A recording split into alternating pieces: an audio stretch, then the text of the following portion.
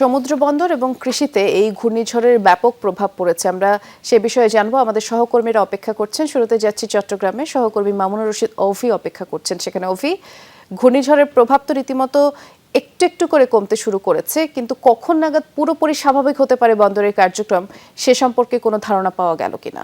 Ceylon family ব্লেন্ডের কড়ালিকার আর সতেজ স্বাদের perfect ব্লেন্ডে স্বপ্নেরা মিলুক টানা।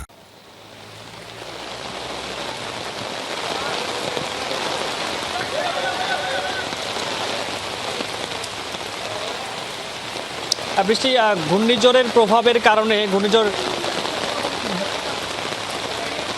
ঘূর্ণিঝড় রিমালের প্রভাবে কিন্তু চট্টগ্রাম বন্দরে এখন পর্যন্ত অ্যালার্ট 4 জারি রয়েছে এবং সেখানে কিন্তু আমরা দেখেছি এখন পর্যন্ত পণ্য ওঠানামা খালাস কার্যক্রম রয়েছে, সেটি কিন্তু বন্ধ রয়েছে এবং সেখানে কোনো ধরনের এখন পর্যন্ত কোনো কার্যক্রম চলছে না। এবং আমরা বন্দর কর্তৃপক্ষের সাথে কথা বলেছি, তারা যেটি বলছেন যে ঘূর্ণিঝড়ের প্রভাবের কারণে কিন্তু গত রাত থেকে অনেক বেশি পরিমাণে বৃষ্টি হচ্ছে, ফলে এই বৃষ্টিপাতের কারণে কিন্তু ক্ষয়ক্ষতি এড়াতে তাদের যেই কার্যক্রম, তাদের পক্ষ থেকে যেই পরিমাণে প্রস্তুতি রয়েছে সেই প্রস্তুতি কিন্তু তারা নিয়েছেন এবং এরই মধ্যে কিন্তু সকল ধরনের জাহাজগুলো কিন্তু নিরাপদ স্থানে সরিয়ে নেওয়া হয়েছে এবং লাইটারের জাহাজ থেকে শুরু করে সকল ধরনের পণ্যবাহী জাহাজ থেকে শুরু করে সব কিছু কিন্তু নিরাপদে রয়েছে। তবে এখন পর্যন্ত যেহেতু সকাল থেকেই চট্টগ্রামে ভারী বৃষ্টিপাত হচ্ছে, ফলে তারা কিন্তু এখন পর্যন্ত কোনো ধরনের কার্যক্রম শুরু করেনি এবং তারা বলছেন যে সেই কার্যক্রম শুরু করবেন, তবে আবহাওয়া আর একটু যদি ভালো হয় সেক্ষেত্রে পরবর্তীতে তারা আসলে জানাবেন। এবং এখন পর্যন্ত কিন্তু তারা কোনো ধরনের